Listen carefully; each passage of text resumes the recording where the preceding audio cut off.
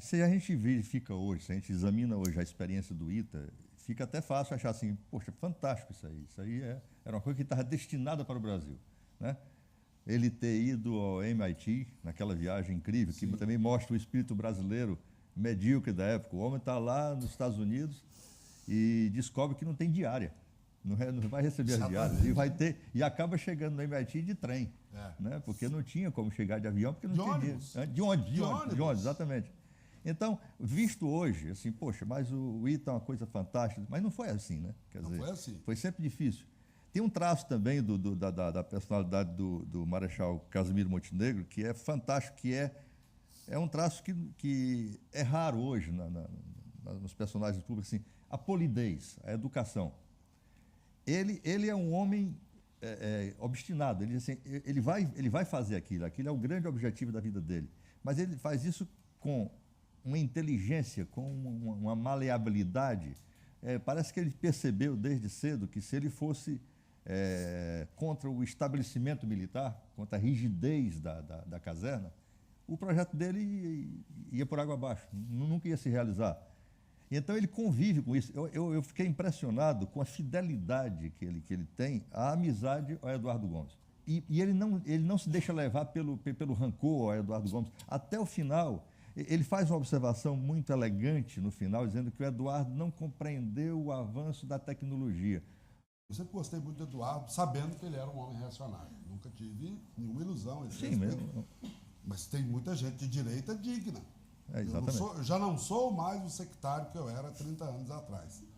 E eu sempre vi o Eduardo à distância, que eu não conhecia, um dos poucos políticos dessa época que eu não tive o privilégio de conhecer pessoalmente, embora tenha convivido na mesma... Eu já jornalista e ele na política, ele ainda vivo. Ele tinha, do ponto de vista dele, Eduardo Gomes, do ponto de vista dele, ele tinha razões objetivas para se opor ao Montenegro, que ele tinha um argumento, que você pode até dizer, ele tinha razão, que ele falava, bom, mas isso aqui vai sangrar, esse negócio que você está fazendo, esse monstrengo que você está fazendo, vai sangrar o orçamento da aeronáutica, da FAB, e esse dinheiro vai ser, o fruto desse investimento não vai ficar na arma, vai ficar para todo mundo, para empresas, para a sociedade. Então eu não quero isso. E era exatamente isso que ele queria, que o Montenegro queria. Sim. Que não é o dinheiro da aeronáutica, o dinheiro é da aeronáutica. Patrimônio é da nação. É da nação, de todos nós. O dinheiro do orçamento de qualquer ministério é meu, é seu, tá no isqueiro que você compra, do cigarro que você compra, você paga imposto. Então, essa é uma história interessante, porque desvela. Alguém falou, um jornal falou que eu desconstruo a imagem do Brigadeiro Eduardo Gomes. Não é verdade, eu não desconstruo. Eu acho que o livro desvela aspectos da personalidade do Brigadeiro Eduardo Gomes que a gente não conhecia, que eu não conhecia até agora. Sabe, eles ficam juntos. Eles estão juntos em 24. Montenegro é quem convence o Eduardo Gomes a deixar a artilharia para vir para a aviação militar. É instrutor de voo, né? É instrutor de voo. Quem prepara o Eduardo Gomes para se brevetar é o Montenegro, embora fosse mais jovem que o Eduardo. Estão juntos em 30.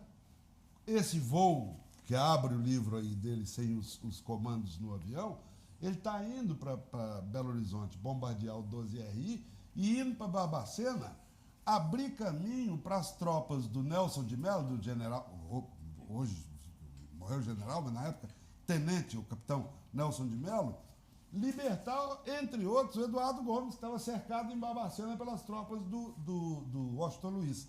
Então, estão juntos em 30, estão juntos em 32, Montenegro preso em São Paulo, Eduardo Gomes combatendo os paulistas.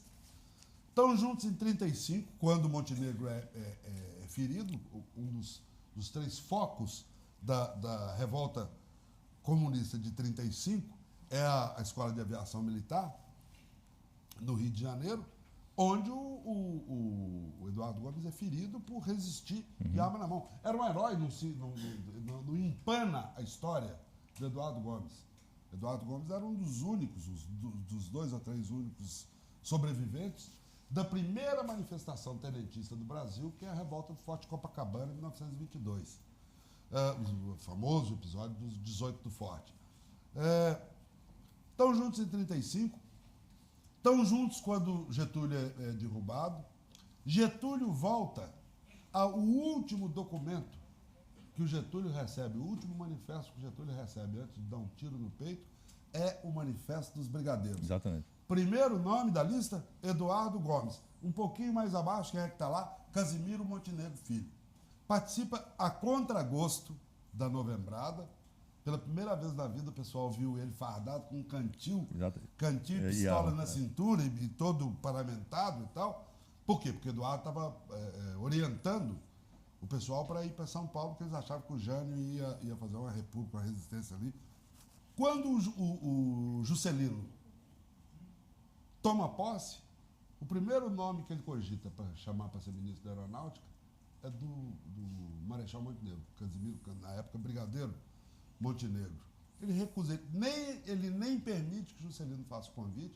Os primeiros intermediários que vêm falar com ele dizem: não aceito, se convidar, não aceito, porque eu não seria capaz de magoar o Eduardo com isso. Isso mostra o grau de lealdade que ele tinha ao Eduardo Gomes. E, no entanto, o Eduardo foi o maior inimigo visível do ITA, e quando assume o Ministério da Aeronáutica, substituindo o Lavaner Vanderlei, um dos primeiros atos dele como ministro é degolar o Montenegro da direção do CTA. O Montenegro perdeu a batalha, mas ganhou a guerra.